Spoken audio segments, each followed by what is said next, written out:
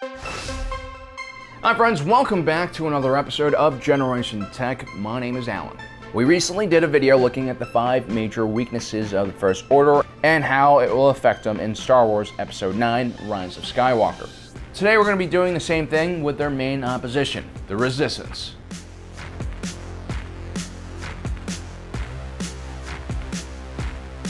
When Leia first creates the Resistance, she only attracts a few of her old Rebellion friends who she had fought with during the Galactic Civil War.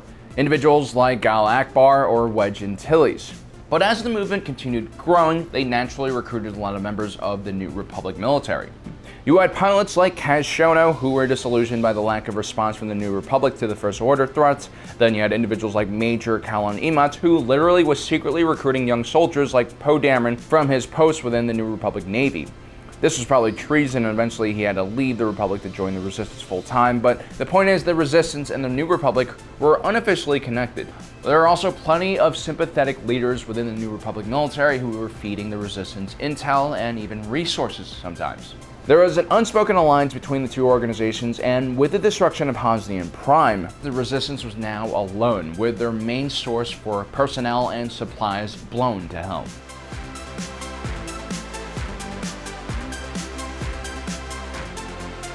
And that was a really big problem. The Resistance was never designed to fully fight the First Order. It's not really a conventional military force, it's more like a small reconnaissance expedition. It was designed to awaken the New Republic by presenting evidence about the First Order's true intentions and illegal operations, which means that the Resistance was severely under-equipped to fight a war. Most Resistance personnel were actually cross-trained to do multiple tasks because of a shortage of manpower. This meant extra long shifts and overworked staff. The Resistance was also using a lot of second-hand and old technology, some that dated as far back as the Galactic Civil War. The T-70 X-Wing was launched shortly after the Battle of Jakku, 5 years after the Battle of Yavin. The RZ-2 A-Wing was launched about 7 years after the Battle of Yavin, and just as dangerous for the pilot to fly around as the previous iteration of the starship. And then you had the MG-100 Star Fortress SF-17, which was so terrible that we had to do an entire video about just how bad it was. They were mostly pulled out of active duty and used for mining operations because of how slow and vulnerable they were. On top of that, most of the Resistance pilots were formerly a part of planetary defense forces and had very little training and experience. This generation of Victory Kids, as they were called, were seen as less tough than the Rebellion era because they never had to live under the tyranny of the Empire. They had grown up knowing nothing about war and hardship.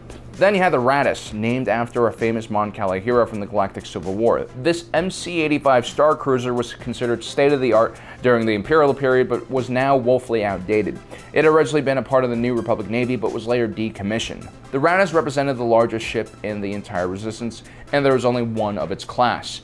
Even during the earlier days of the Rebellion, the Rebel Alliance had at least a dozen of these larger ships. So the Resistance is in a far worse situation than the Rebellion when it comes to equipment, vehicles, weapons, and even the type of personnel they were getting.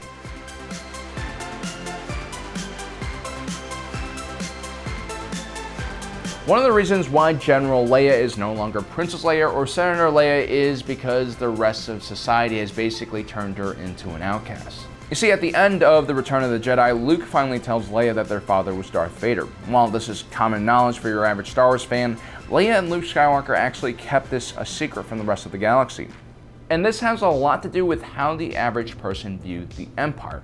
This is not a completely 100% accurate comparison, but if the Emperor was Hitler, then Darth Vader was Heinrich Himmler, Palpatine's most loyal and feared attack dog and enforcer.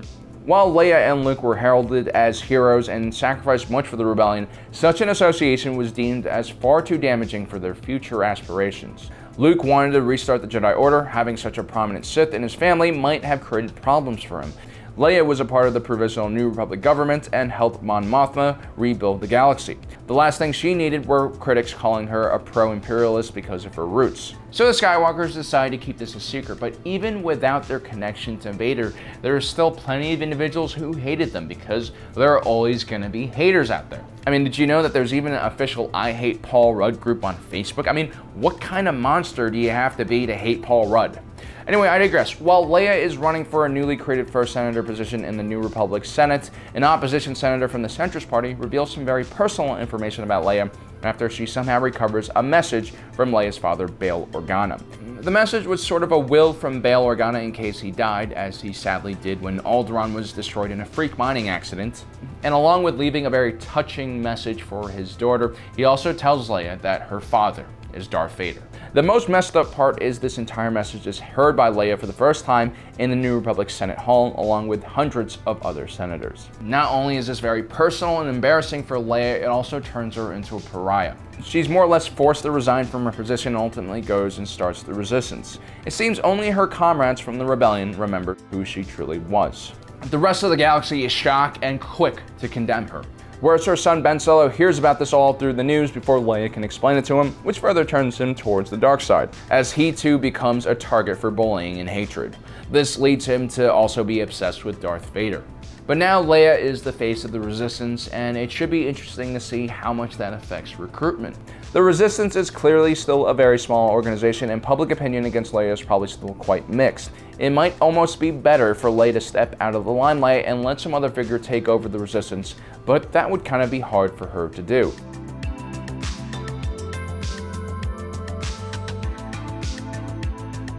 And that's partly because the entire Resistance High Command is more or less destroyed. The evacuation into Dakar was a disaster, and thanks to the stupid bridge design of the Mon Cala cruisers, Admiral Akbar is now frozen fish sticks. You're in space, guys. Put the bridge in the middle of the ship. You can use camera sensors to see what's going on. You're in space. General Han Solo is also dead, a victim of bad parenting. This is also why in the most desperate moments for the Resistance, when General Leia was knocked out, unknowns like Admiral Holdo took over, and she wasn't exactly a very inspiring leader. Her lack of communication and trust in the crew caused them to immediately mutiny against her. And who knows who else is left in the command chain. There is Poe Dameron, who is being groomed for command, but he's still too young and perhaps a bit too impulsive to be given overall command.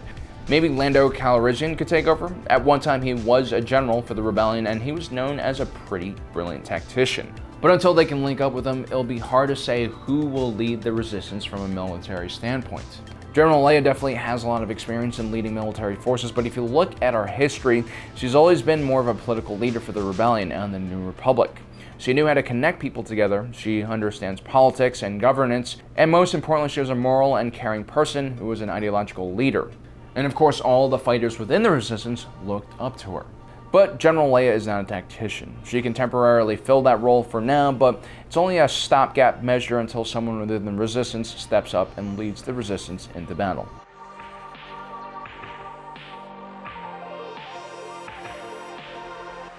At the end of the Battle of Crait, Leia's Resistance lies in ruins.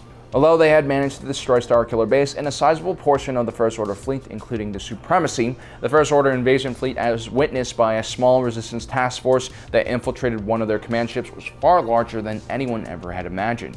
This fleet was easily equal to the size of the Imperial fleet at its height. The Resistance had seen the last of their ships destroyed after Admiral Holdo kamikaze the Supremacy, and none of Leia's Adarim allies responded to her SOS call.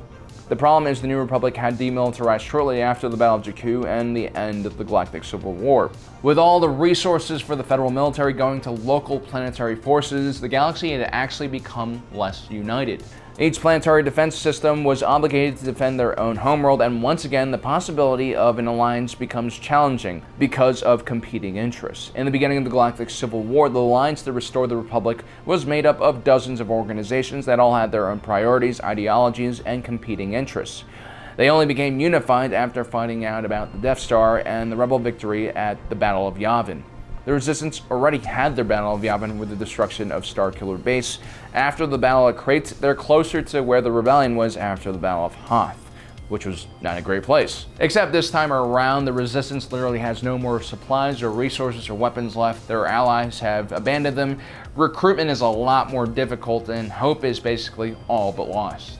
While the Rebel Alliance recruited from disgruntled individuals who have lived under decades of Imperial rule and mismanagement, the individuals living under the New Republic mostly grew up without knowing just how terrible a tyrannical government could be. And when faced with the option to either die or try a new government system out, even one as terrible as the First Order, the latter will usually be the choice they make. The Resistance also recruited heavily from a lot of planetary defense forces, and with the First Order going planet to planet, it'll be hard to prevent Resistance pilots from defecting and returning home to protect their families. So overall, the Resistance is definitely in a far worse position than the Rebellion. So there you have it, guys. Those are the 5 major weaknesses that the Resistance has. In our last episode, we talked about the 5 weaknesses that the First Order had. We'll be linking that up in the corner somewhere in a card. Also, let me know in the comment section below what you think. Have I missed anything? I'm sure I have. Also, don't forget to subscribe, hit that notification button so you don't miss out on the rest of our awesome content. Now, as usual, thanks for joining us today. If you're watching this, you are Generation Tech.